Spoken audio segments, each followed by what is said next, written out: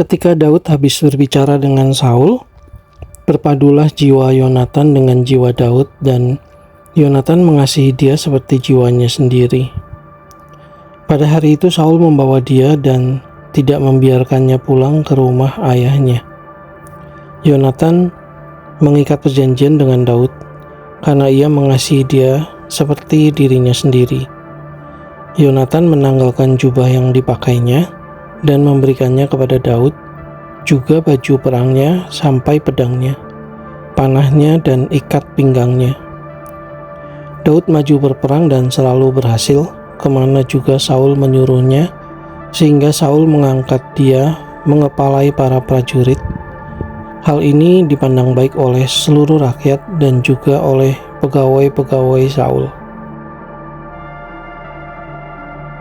Tetapi pada waktu mereka pulang, ketika Daud kembali sesudah mengalahkan orang Filistin itu, keluarlah orang-orang perempuan dari segala kota Israel menyongsong Raja Saul sambil menyanyi dan menari-nari, dengan memukul rebana, dengan bersukaria dan dengan membunyikan gerincing. Dan perempuan yang menari-nari itu menyanyi berbalas-balasan, katanya, "Saul mengalahkan beribu-ribu musuh, tetapi Daud berlaksa-laksa." Lalu bangkitlah amarah Saul dengan sangat, dan perkataan itu menyebalkan hatinya. Sebab pikirnya, kepada Daud diperhitungkan mereka berlaksa-laksa, tetapi kepadaku diperhitungkannya beribu-ribu. Akhir-akhirnya jabatan raja itu pun jatuh kepadanya. Sejak hari itu maka Saul selalu mendengki Daud. Keesokan harinya roh jahat yang daripada Allah itu berkuasa atas Saul, sehingga ia kerasukan di tengah-tengah rumah.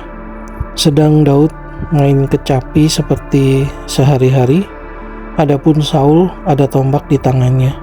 Saul melemparkan tombak itu karena pikirnya, "Baiklah aku menancapkan Daud ke dinding." Tetapi Daud mengelakkannya sampai 2 kali. Saul menjadi takut kepada Daud, karena Tuhan menyertai Daud, sedang daripada Saul ia telah undur. Sebab itu Saul menjauhkan Daud dari dekatnya dan mengangkat dia menjadi kepala pasukan 1000, sehingga ia berada di depan dalam segala gerakan tentara. Daud berhasil di segala perjalanannya sebab Tuhan menyertai dia. Ketika dilihat Saul bahwa Daud sangat berhasil, maka takutlah ia kepadanya. Tetapi seluruh orang Israel dan orang Yehuda mengasihi Daud karena ia memimpin segala gerakan mereka. Berkatalah Saul kepada Daud, "Ini dia anakku perempuan yang tertua, Merab. Dia akan kuberikan kepadamu menjadi istrimu. Hanya jadilah bagiku seorang yang gagah perkasa dan lakukanlah perang Tuhan." Sebab pikir Saul, "Janganlah tanganku memukul dia, tetapi biarlah ia dipukul oleh tangan orang Filistin." Tetapi Daud berkata kepada Saul, "Siapakah aku dan siapakah sanak saudaraku, kaum ayahku di antara orang Israel, sehingga aku menjadi menantu raja?" Tetapi ketika tiba waktunya untuk memberikan Merab, anak Saul itu kepada Daud, maka anak perempuan itu diberikan kepada Adriel, orang Mehola, menjadi istrinya. Tetapi Mikal, anak perempuan Saul, jatuh cinta kepada Daud. Ketika hal itu diberitahukan kepada Saul, maka ia pun menyetujuinya. Sebab pikir Saul, "Baiklah Mikal kuberikan kepadanya, biarlah ia menjadi jerat bagi Daud, dan biarlah tangan orang Filistin memukul dia." Lalu berkatalah Saul kepada Daud untuk kedua kalinya, "Pada hari ini engkau boleh menjadi menantuku." Lagi Saul memerintahkan kepada para pegawainya, "Katakanlah kepada Daud dengan diam-diam demikian, sesungguhnya raja suka kepadamu dan para pegawainya mengasihi engkau, maka sebab itu jadilah engkau menantu raja." Lalu para pegawai Saul menyampaikan perkataan itu kepada Daud. Tetapi Daud menjawab, "Perkara ringankah pada pemandanganmu menjadi menantu raja? Bukankah aku seorang yang miskin dan rendah?" Para pegawai Saul memberitahukan kepada raja, katanya, "Demikianlah jawab yang diberi Daud. Kemudian berkatalah Saul, "Beginilah kamu katakan kepada Daud, Raja tidak menghendaki mas kawin selain dari 100 kulit katan orang Filistin sebagai pembalasan kepada musuh raja." Saul bermaksud untuk menjatuhkan Daud dengan perantaraan orang Filistin. Ketika para pegawainya memberitahukan perkataan itu kepada Daud, maka setujulah Daud menjadi menantu raja. Waktunya belum genap, tetapi Daud sudah bersiap. Ia pergi dengan orang-orangnya dan menewaskan dari orang Filistin itu 200 orang serta membawa kulit katan mereka, dan dalam jumlah yang genap diberikan merekalah semuanya itu kepada raja, supaya Daud menjadi menantu raja. Kemudian Saul memberikan Mikal anaknya kepadanya menjadi istrinya. Lalu mengertilah Saul dan tahulah ia bahwa Tuhan menyertai Daud, dan bahwa seluruh orang Israel mengasihi Daud. Maka makin takutlah Saul kepada Daud. Saul tetap menjadi musuh Daud seumur hidupnya. Apabila raja-raja orang Filistin maju berperang, setiap kali mereka maju berperang, maka Daud lebih berhasil dari semua pegawai Saul, sehingga namanya sangat masyhur.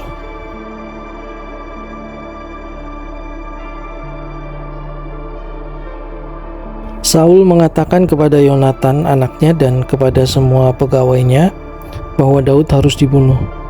Tetapi Yonatan anak Saul sangat suka kepada Daud, sehingga Yonatan memberitahukan kepada Daud, "Ayahku Saul berikhtiar untuk membunuh engkau. Oleh sebab itu, hati-hatilah besok pagi.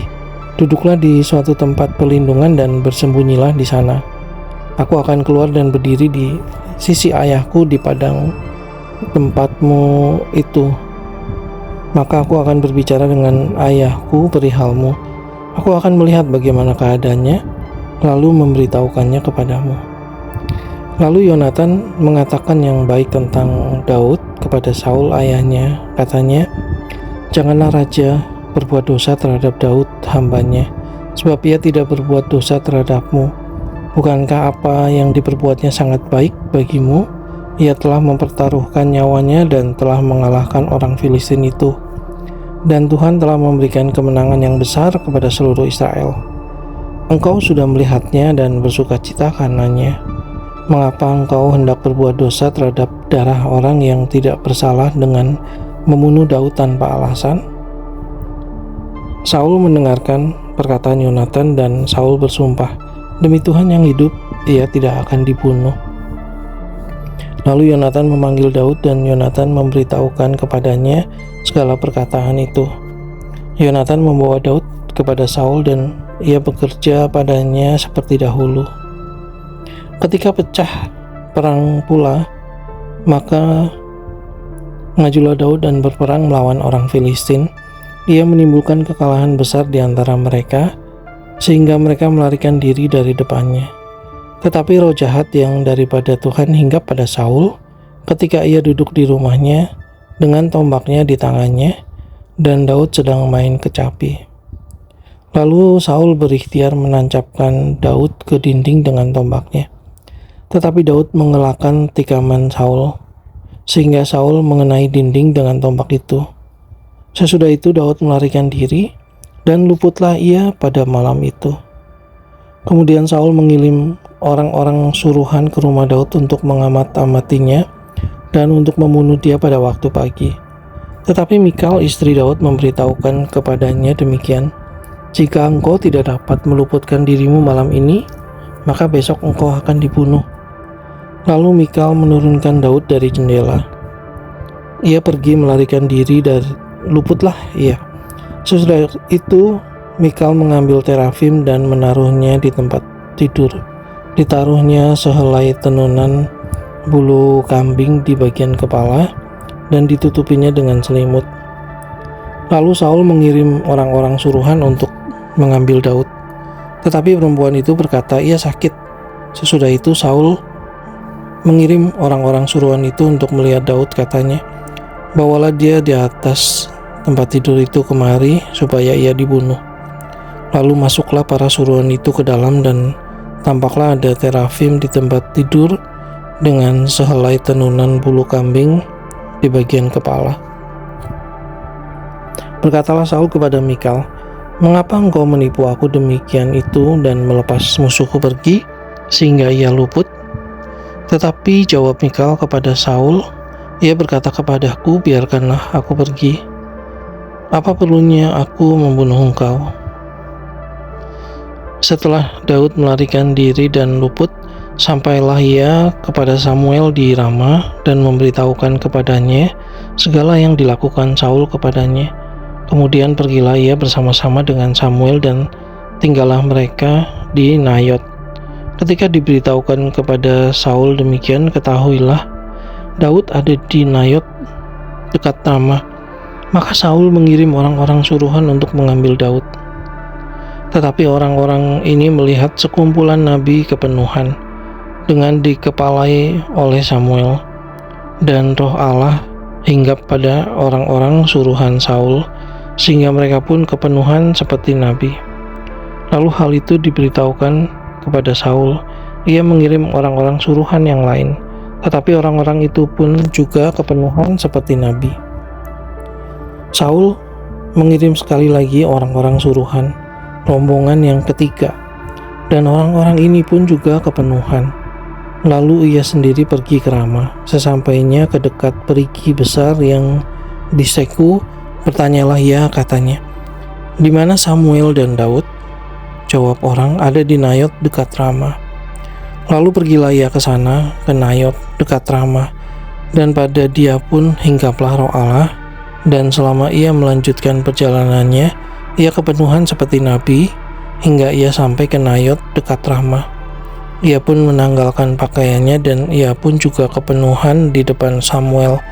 Ia rebah terhantar dengan telanjang sehari-harian dan semalam-malaman itu. Itulah sebabnya orang berkata, apakah juga Saul termasuk golongan nabi?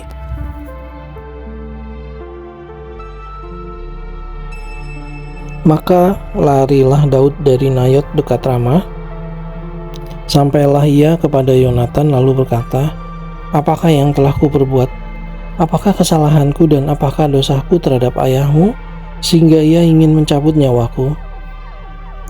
Tetapi Yonatan berkata kepadanya, "Jauhlah yang demikian itu, engkau tidak akan mati dibunuh.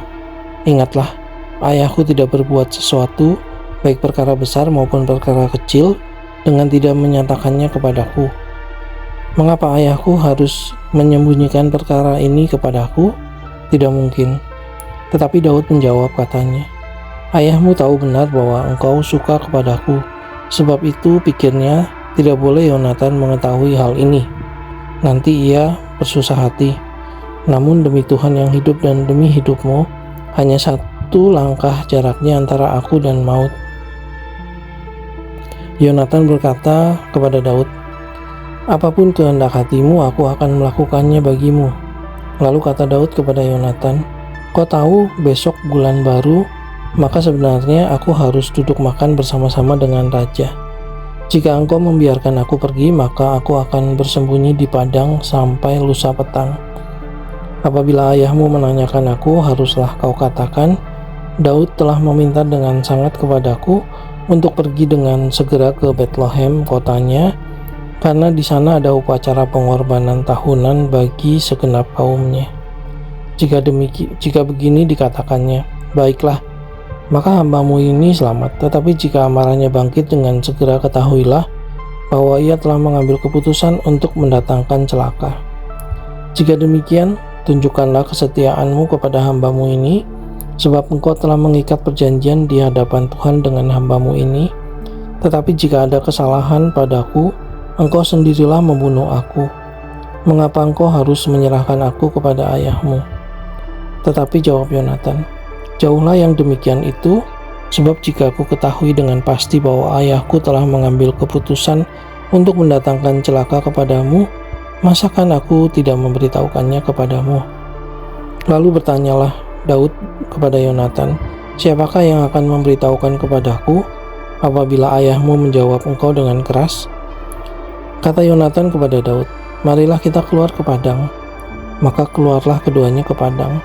Lalu berkatalah Yonatan kepada Daud, "Demi Tuhan Allah Israel, Besok atau lusa kira-kira waktu ini, aku akan memeriksa perasaan ayahku.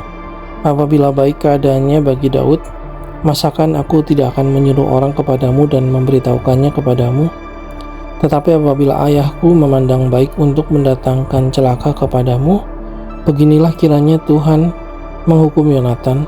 Bahkan lebih lagi daripada itu, sekiranya aku tidak menyatakannya kepadamu dan membiarkan engkau pergi, sehingga engkau dapat berjalan dengan selamat, Tuhan kiranya menyertai engkau seperti Ia menyertai ayahku dahulu. Jika aku masih hidup, bukankah engkau akan menunjukkan kepadaku kasih setia Tuhan? Tetapi jika aku sudah mati, janganlah engkau memutuskan kasih setiamu terhadap keturunanku sampai selamanya. Dan apabila Tuhan melenyapkan setiap orang dari musuh Daud dari muka bumi, janganlah nama Yonatan terhapus dari keturunan Daud, melainkan kiranya Tuhan menuntut balas daripada musuh-musuh Daud. Dan Yonatan menyuruh Daud sekali lagi bersumpah demi kasihnya kepadanya, sebab ia mengasihi Daud seperti dirinya sendiri. Kemudian berkatalah Yonatan kepadanya, besok bulan baru, maka engkau nanti akan ditanyakan, sebab tempat dudukmu akan tinggal kosong. Tetapi lusa engkau pasti akan dicari. Engkau harus datang ke tempat engkau bersembunyi pada hari peristiwa itu, dan duduklah dekat bukit batu. Maka aku akan memanahkan 3 anak panah ke samping batu itu, seolah-olah aku membidik suatu sasaran. Dan ketahuilah, aku akan menyuruh bujangku, pergilah mencari anak-anak panah itu. Jika tegas kukatakan kepada bujang itu, lihat, anak-anak panah itu lebih kemari, ambillah. Maka datanglah, sebab demi Tuhan yang hidup engkau selamat dan tidak ada bahaya apa-apa. Tetapi jika begini kukatakan kepada orang muda itu, lihat, anak-anak panah itu lebih ke sana, maka pergilah, sebab Tuhan menyuruh engkau pergi. Tetapi hal yang kita janjikan itu antara aku dan engkau, sesungguhnya Tuhan ada di antara aku dan engkau sampai selama-lamanya. Sesudah itu bersembunyilah Daud di padang. Ketika bulan baru tiba, duduklah raja pada meja untuk makan. Raja duduk di tempatnya seperti biasa, dekat dinding. Yonatan berhadapan dengan dia. Abner duduk di sisi Saul, tetapi tempat Daud tinggal kosong. Dan Saul tidak berkata apa-apa pada hari itu, sebab pikirnya, barangkali ada sesuatu yang terjadi kepadanya. Mungkin ia tidak tahir. Ya, tentu ia tidak tahir. Tetapi pada hari sesudah bulan baru itu, pada hari yang kedua, ketika tempat Daud masih tinggal kosong, bertanyalah Saul kepada Yonatan anaknya, mengapa anak Yisai tidak datang makan, baik kemarin maupun hari ini? Jawab Yonatan kepada Saul, Daud telah meminta dengan sangat kepadaku untuk pergi ke Betlehem. Katanya, biarkanlah aku pergi sebab ada upacara pengorbanan bagi kaum kami di kota, dan saudara-saudaraku sendirilah yang memanggil aku. Oleh sebab itu, jika engkau mengasihi aku, berilah izin kepadaku untuk menengok saudara-saudaraku. Itulah sebabnya ia tidak datang ke perjamuan raja.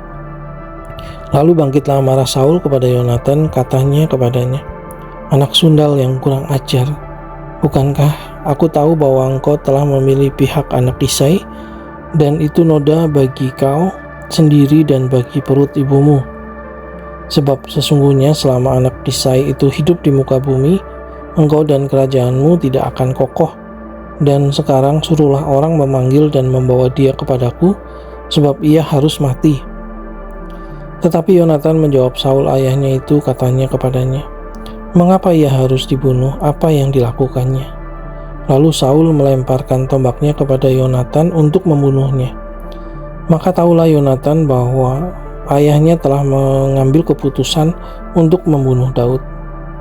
Sebab itu Yonatan bangkit dan meninggalkan perjamuan itu dengan kemarahan yang bernyala-nyala. Pada hari yang kedua bulan baru itu, ia tidak makan apa-apa sebab ia bersusah hati karena Daud, sebab ayahnya telah menghina Daud. Pada waktu pagi keluarlah Yonatan ke padang bersama-sama seorang budak kecil sesuai dengan janjinya kepada Daud. Berkatalah ia kepada budaknya, Larilah, carilah anak-anak panah yang kupanahkan. Baru saja budak itu berlari, maka Yonatan melepaskan sebatang anak panah lewat kepala budak itu. Ketika budak itu sampai ke tempat letaknya anak panah yang dilepaskan Yonatan itu, maka berserulah Yonatan dari belakang budak itu, katanya, "Bukankah anak panah itu lebih ke sana?" Kemudian berserulah Yonatan dari belakang budak itu, "Ayo cepat, jangan berdiri saja." Lalu budak Yonatan memungut anak panah itu dan kembali kepada tuannya. Tetapi budak itu tidak tahu apa-apa, hanya Yonatan dan Daudlah yang mengetahui hal itu. Sesudah itu Yonatan memberikan senjatanya kepada budak yang menyertai dia dan berkata kepadanya, "Pergilah, bawalah ke kota." Maka pulanglah budak itu, lalu tampillah Daud dari sebelah bukit batu. Ia sujud dengan mukanya ke tanah dan menyembah 3 kali. Mereka bercium-ciuman dan bertangis-tangisan. Akhirnya Daud dapat menahan diri. Kemudian berkatalah Yonatan kepada Daud, "Pergilah dengan selamat. Bukankah kita berdua telah bersumpah demi nama Tuhan? Demikian, Tuhan akan ada di antara aku dan engkau serta di antara keturunanku dan keturunanmu sampai selamanya." Setelah itu bangunlah Daud dan pergi, dan Yonatan pun pulang ke kota.